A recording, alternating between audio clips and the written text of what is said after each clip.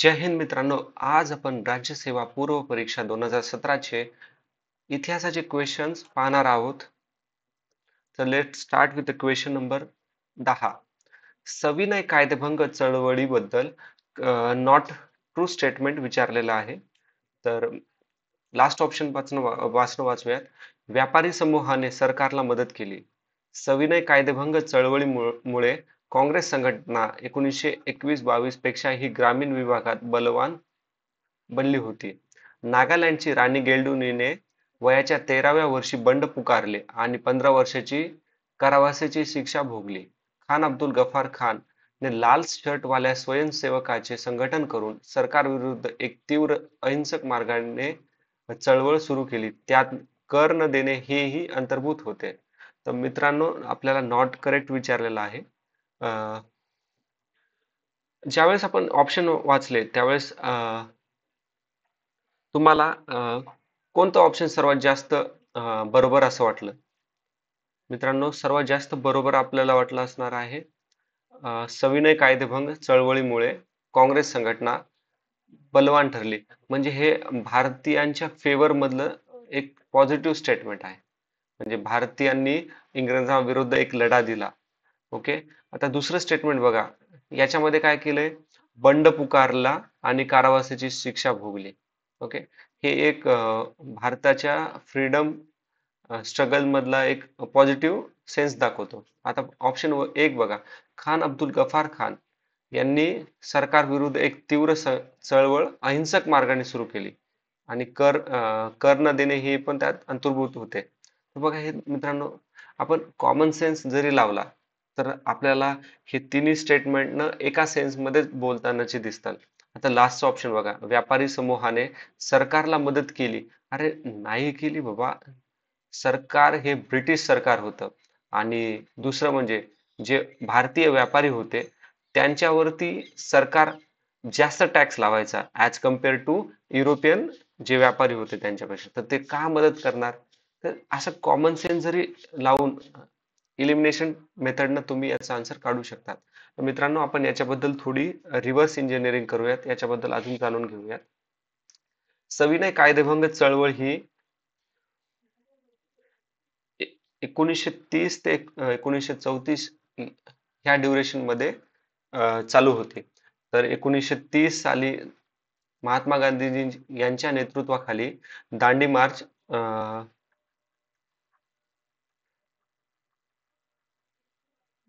12 मार्च 1930 रोजी सुरुवात झाली. ओके. तर दांडी मार्चचं एम होतं की जे ब्रिटिशरांची सॉल्ट वरती मोनोपोली होती त्यांच्या विरोधात लढा देणं आणि सर्वात महत्वाचं म्हणजे कम्प्लीट इंडिपेंडन्स, पूर्ण स्वातंत्र्य. ओके. आणि बघा, ज्यावेळेस दांडी मार्च चालू होती त्यावेळेस भारताच्या विविध भागामध्ये पण वेगवेगळ्या लीडरच्या अंडरमध्ये सविनय कायदेभंग चळवळीचे प्रदर्शन झाले होते. जसे की सी राजगोपालाचारी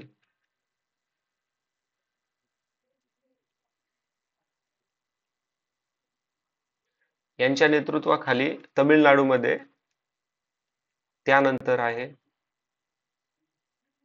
मालाबार रिजन मध्ये एक होते केलप्पन आणि दुसरे होते पी कृष्ण पिल्लई. तर मित्रांनो, केलप्पन जे होते यांनी वायकॉम सत्याग्रहाचं पण नेतृत्व केलं होतं. ओके. अजून ओडिसा रिजन मध्ये गोपाल बंधू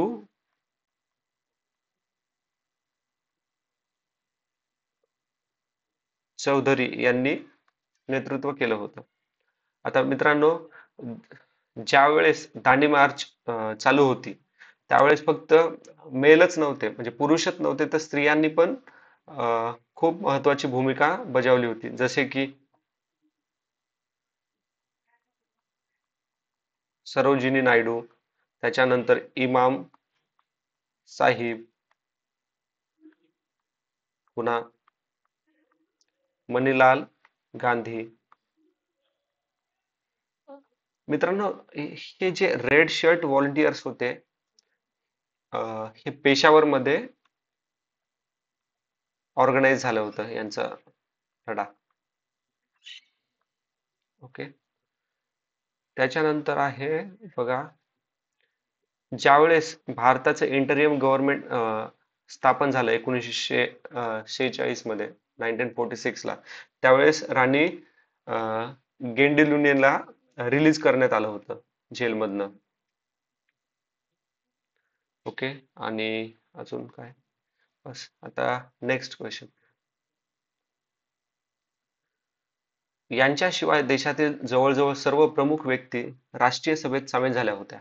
याचा आन्सर आहे सर सय्यद. मित्रांनो, यांच्याबद्दल आपण खूप सारी माहिती लास्टच्या व्हिडिओत पाहिली होती. आपण तो व्हिडिओ चेक करून घ्यावा. आता बाकीच्यांबद्दल माहिती घेऊयात. जसे की मौलाना हुसेन अहमद, हे बघा एक इस्लामिक स्कॉलर होते आणि 1954 साली ही वॉज फर्स्ट सिव्हिल ऑनर यांना भेटला होता, तो आहे पद्म भूषण. विचारला जाऊ शकतो की 1954 मध्ये कोणाकोणाला पद्मभूषण हा अवॉर्ड मिळाला होता. 3-4 ऑप्शन देऊ शकतात याच्यामध्ये, यांना पण असं क्वेश्चन फ्रेम होऊ शकतो. ओके. तर मौलाना हुसेन अहमद यांनी काँग्रेस खिलाफत पॅक्ट 1920, जो काँग्रेस खिलाफत पॅक्ट 1920 साली साईन करण्यात आला होता, त्याच्यामध्ये मौलाना हुसेन अहमद यांचा फार इम्पॉर्टंट रोल होता. ओके. आणि हे पार्टिशनच्या विरोधात होते. ओके. ओके. मौलाना ओके, जाफर अली खानने पार्टिशनला सपोर्ट करायचे आणि हे एक रायटर जर्नलिस्ट होते. यांच्याबद्दल एवढी विशेष काही माहिती नाहीये. ओके. त्याच्यानंतर आहे हकीम अहमद खान. हकीम अहमद खान आणि त्यांच्यासोबत त्यांचे जोडीदार नवाब ख्वाजा सीर सलीमुल्लाह बहादूर यांनी प्रपोज केलं होतं ऑल इंडिया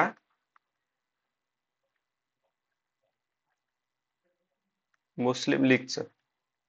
ऍक्च्युली यांचं जे प्रपोजल होतं, हे ज्यावेळेस सर सय्यद अहमद होते, त्यांनी मोहम्मद एज्युकेशन कॉन्फरन्स चालू केली होती. त्यावेळेसच ऑल इंडिया मुस्लिम लीगची एक न्यू रचल्या गेलेली होती. तर ऑल इंडिया मुस्लिम लीग 1906 रोजी इस्टॅब्लिश, म्हणजे फॉर्मली इस्टॅब्लिश झाली. आणि याचे जे फर्स्ट ऑनररी प्रेसिडेंट होते, त्यांचं नाव आहे सर सुलतान मुहम्मद शाह.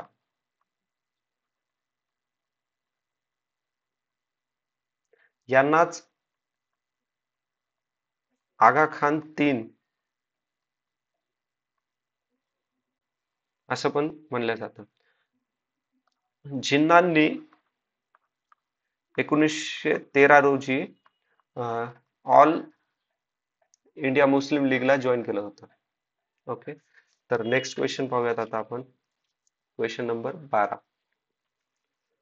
भारतीय राष्ट्रीय काँग्रेसने पहिल्या अधिवेशनात पारित केलेल्या खालील ठरावाबाबत काय खरे आहे? पहिल्या अधिवेशनात. मित्रांनो, क्वेश्चन मधले जे काय विचारलं आहे ना, महत्वाच्या मुद्द्यांना अंडरलाईन करत जा, बेनिफिट होतो. फर्स्ट सेशन बद्दल विचारलं ते. अप्पर बर्माचे एकीकरण आणि त्याचे भारतात होऊ घातलेल्या विलिनीकरणास विरोध करणे, लष्करावरती खर्च कमी करणे, भारत सचिवाची भारतीय समिती रद्द करणे, भारतीय प्रशासनाच्या कार्याची चौकशी करण्यासाठी रॉयल कमिशनची नेमणूक करणे. तर मित्रांनो, वाचल्यानंतर तुम्हाला कोणतं ऑप्शन सर्वात जास्त बरोबर वाटतंय?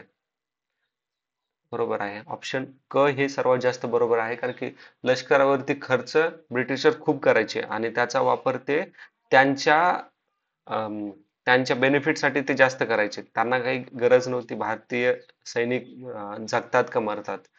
ओके. तर क सर्वात जास्त बरोबर वाटते. तर क इथे आहे, इथे आहे. म्हणजे ऑप्शन 4 आणि 1 तर एलिमिनेट झालं. आता क सोबत ड पण आहे, तर ड पण बरोबर येतं. आता ह्या दोन मध्ये बघा, भारतीय सचिवाची भारतीय समिती रद्द करणे. म्हणजे बघा, हे तर रद्द करणे किंवा अबोलिश करतायत, म्हणजे एक विरोध दर्शवतायत. म्हणजे हे तर बरोबरच असणार ना, भारताचा लढा चालू होता त्यांच्यासोबत. तर ब तर बरोबर आहे. तर म्हणजे ऑप्शन नंबर 3. आता एक ऑप्शन आपण पाहूयात. भारतीय प्रशासनाच्या कार्याची चौकशी करण्यासाठी रॉयल कमिशनची नेमणूक करणे. बरोबर आहे मित्रांनो, हे पण स्टेटमेंट बरोबर आहे. आता याच्यात थोडे व्हॅल्यू ऍडिशनल माहिती घेऊयात. बघा मित्रांनो, हे जे सेक्रेटरी ऑफ स्टेट आहे, तो म्हणजे आजचा फॉरेन मिनिस्टर. ओके. आता आय एन सी बद्दल थोडी माहिती जाणून घेऊयात. ओके. सगळ्यांना माहिती आहे, 1885 ला इस्टॅब्लिश झाली, बॉम्बेमध्ये पहिलं सेशन झालं. आय एन सी ज्यावेळेस इस्टॅब्लिश झाली त्यावेळेस यल डफरिन हे कंटेम्पररी व्हाईसरॉय होते. क्वेश्चन विचारला जाऊ शकतो. आता बघा, आय एन सी चे काही फाउंडिंग मेंबर होते, जसे की दादाभाई नौरोजी, जे की आय एन चं दुसरं सेशन झालं होतं त्याचे प्रेसिडेंट होते. ओके. पहिले प्रेसिडेंट कोण होते? W C Banerjee. हे फाउंडिंग मेंबर पण होते आणि फर्स्ट प्रेसिडेंट होते आय एन सी चे. त्याच्यानंतर तिसरे प्रेसिडेंट कोण होते? बद्रुद्दीन तय्यबजी. हे तिसरे आणि फर्स्ट मुस्लिम प्रेसिडेंट होते आयएनसी चे. ओके. आणि यांचं जे सेशन झालं होतं ते झालं होतं मद्रासमध्ये. ओके. अजून दुसरे फाउंडिंग मेंबर कोणकोणते होते, जसे की फिरोज शाह मेहता, पुन्हा सुरेंद्रनाथ बॅनर्जी, एस सुब्रमण्यम अय्यर, हे सर्व फाउंडिंग मेंबर होते. मित्रांनो, एक अजून गोष्ट लक्षात ठेवा, हेडलाईट करून घ्या. जे फोर्थ आयएनसी चे प्रेसिडेंट होते आणि फर्स्ट ब्रिटिशर जॉर्ज येवले, आणि हे सेशन झालं होतं अलाहाबादमध्ये. तर मित्रांनो, याला मेमोराईज करण्याची एक ट्रिक आहे. येवलेचा चहा, येवलेचा चहा, चहा पासनं 4 अलाहाबादला मिळतो. येवलेचा चहा अलाहाबादला मिळतो. ओके. आता पुढचा क्वेश्चन पाहूयात आपण, जोड्या लावा. धूमकेतू, नवयुग, सोशलिस्ट आणि Vanguard of Indian independence, newspaper आणि आणि ते कुठे सुरुवात झाली त्याच्याबद्दलचा क्वेश्चन आहे. तर धूमकेतू चालू झालता कोलकात्यामध्ये, त्याच्यानंतर नवयुग चालू झालता गुंटूरमध्ये, आणि नवयुगाचे जे फाउंडर होते त्यांचं नाव आहे मुझफ मुझफ्फर अहमद. मुझफ्फर अहमद. ऍक्च्युली हे कम्युनिस्ट विचारसरणीचे होते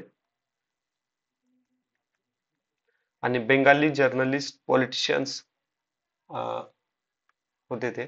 सोशलिस्ट हा न्यूजपेपर मुंबईमध्ये सुरू करण्यात आला होता आणि याचे फाउंडर होते रणछोड दास भवन लातवाला. हे मार्क्सिस्ट विचारसरणीचे होते आणि 1922 साली यांनी सोशलिस्ट न्यूजपेपर मुंबईमध्ये चालू केला. व्हॅनगार्ड ऑफ इंडियन इंडिपेंडन्स बर्लिनमध्ये एम एन रॉय यांनी सुरुवात केली होती. तर नेक्स्ट क्वेश्चन पाहूयात मित्रांनो आपण. काही दुष्ट सामाजिक रूढींना विरोध दर्शवण्यासाठी गाडगे महाराजांनी या प्रचार पद्धतीचा वापर केला. पारंपरिक प्रचार पद्धतीचा वापर केला. व्याख्यान, आरती, कथा, कीर्तन. आन्सर आहे 4. ओके. याच्यामध्ये काही व्हॅल्यू ऍडिशन एवढं मला भेटलं नाही. आपण नेक्स्ट क्वेश्चन मध्ये जाऊयात. Question number 15. पुढील वाक्यात खाली दिलेल्या कोणाचे वर्णन केले आहे? आयडेंटिफाय पर्सन, याच्याबद्दलचा प्रश्न आहे. स्कॉटिश मिशन शाळेत असताना मानव सर्वत्र समान असतो हे तत्व शिकले होते. ख्रिश्चन मिशनरांच्या प्रभावामुळे त्यांना शिक्षणाचे, सामाजिक सुधारणाचे आणि जागतिक मानवतावादाचे महत्त्व कळले. त्यांनी विविध पुनर्विवाहाचा उघड उघड पाठिंबा दिला आणि स्त्री भ्रूण हत्येच्या प्रथेला विरोध केला. तर याचा आन्सर आहे option number C, Jyotiba Phule. आता आपण याच्याबद्दल ना ऑप्शन बद्दल रिव्हर्स इंजिनिअरिंग करू. दुर्गाराम मंचाराम, दुर्गाराम मंचाराम दवा हे त्यांचं पूर्ण नाम होतं. दुर्गाराम मंचाराम दवा हे गुजरातचे एक रिफॉर्मिस्ट होते आणि गुजरातमध्ये त्यांनी गुजराती लँग्वेज मध्ये खूप सारं लिटरेचर त्यांनी लिहिलेलं होतं. ओके. आता आपण पाहूयात ऑप्शन नंबर आपले दादोबा पांडुरंग तरखडकर.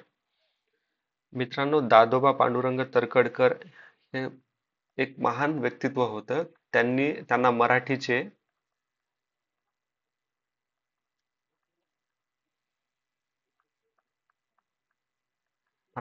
पाणिनी पण म्हणलं जायचं आणि त्यांना एक टोपण नाव होतं. त्या टोपण नावाखाली ते खूप सारं लिखाण प्रसिद्ध करायचे.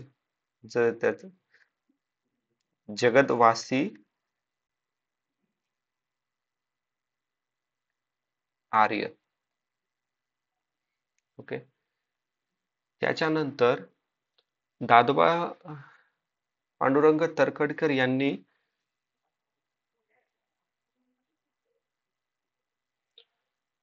मानव धर्म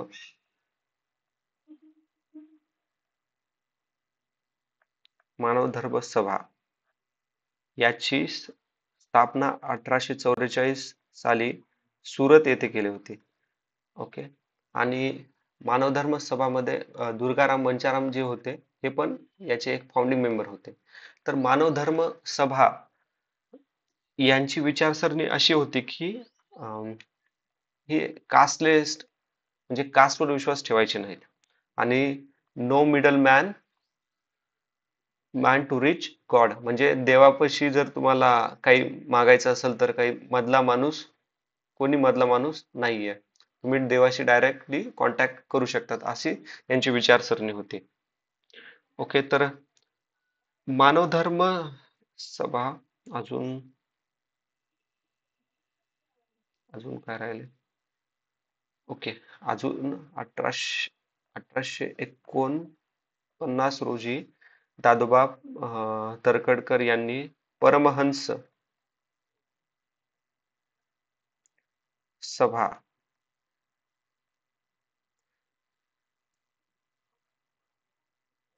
परमहंस सभाची स्थापना केली होती 1849 ला. आणि ही एक गुप्त सिक्रेटिव्ह सभा होती. आणि जर याचा मेंबर बनायचं असेल तर तुम्हाला उष्ट दूध आणि उष्ट पाणी प्यावं लागायचं. हा त्यांचा क्रायटेरिया होता मेंबर बनण्यासाठी. पण 1860 मध्ये ही नाव फुटीमुळे संस्था बंद पडली. ओके. आता अजून एक महत्वाचं आहे, इथे लिहितो. 1848 साली दादोबा पांडुरंग तरखडकर यांनी जी युथ आहेत त्यांना युथ मध्ये अवेअरनेस क्रिएट करण्यासाठी ज्ञान प्रसारक सभा याची स्थापना केली होती. तर ज्ञान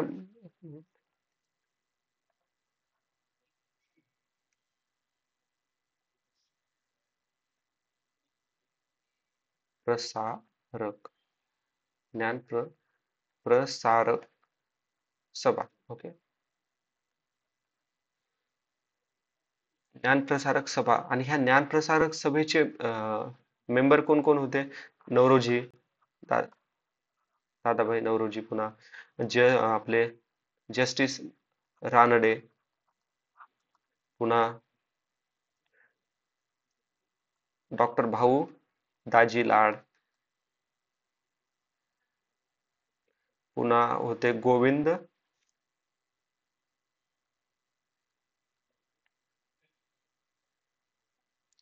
आणि त्याच्यानंतर होते विश्वनाथ मंडलिक.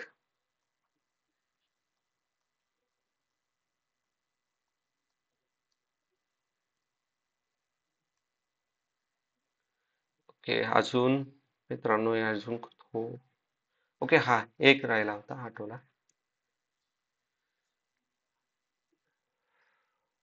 जो मानव धर्म सभा दादोबा पांडुरंग तरखडकर यांनी मानव धर्म सभाची जी स्थापना केली होती 1844 साली, तर याच्यासाठी त्यांनी एक कादंबरी लिहिली होती. तर त्या कादंबरीचं नाव आहे धर्मविवेचन. ओके, आता आपण दादोबा पांडुरंग तरखडकर यांच्याबद्दल थोडीशी माहिती अजून आहे. यांच्या भावाचं नाव होतं आत्माराम पांडुरंग तरखडकर. तर यांनी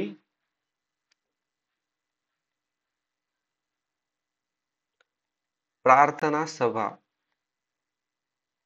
प्रार्थना समाज 1867 रोजी इस्टॅब्लिश केला होता. पुन्हा आत्माराम तरखडकर हे को फाउंडर होते Bombay natural history society. Atmaram Tarkhadkar यांची मुलगी अन्नपूर्णा ही पहिली मुलगी होती जी फॉरेन मध्ये जाऊन एज्युकेशन घेतलं होतं तिने. ओके मित्रांनो, याच्यात कन्फ्युज नका करू की पहिली आनंदी बाई जोशी होती ज्यांनी USA मध्ये जाऊन मेडिकलचं एज्युकेशन घेतलं होतं. ओके, आणि फॉरेन मध्ये अन्नपूर्णा ह्या होत्या, पण मेडिकल मध्ये आनंदीबाई जोशी ह्या होत्या. ओके, कन्फ्युज नका करू इथे. आता तिसरा अजून एक महत्वाचा मुद्दा, यांचे अजून एक बंधू होते भास्करराव तरखडकर. यांनी 1840 मध्ये ब्रिटिशरांवरती खूप टीका केली होती. ब्रिटिशरांची जे भारतातली जी वेल्थ लुटून घेऊन जायचे यांच्याबद्दल अवेअरनेस करण्याचा यांनी खूप प्रयत्न केला होता भास्करराव तरखडकर यांनी. अजून एक महत्वाचा मुद्दा म्हणजे एक आहेत रामकृष्ण मंडलिक.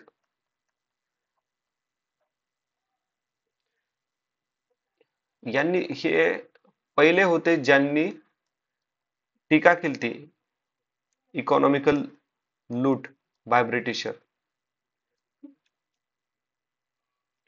ओके, तर त्याच्यानंतरचा ऑप्शन आहे नारायण गुरु.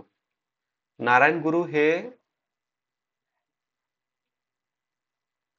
केरळचे फिलॉसॉफर होते बघा. त्यांचा कन्सेप्ट होता की म्हणजे त्यांचा मोटो होता की एक जात, एक रिलिजन आणि एक देव फॉर ऑल. ओके, तर आता अजून काय राहिले?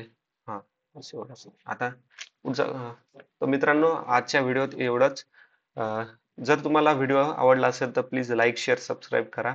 जर काही सजेशन द्यायचे असेल तर प्लीज कमेंट सेक्शन मध्ये द्यावं.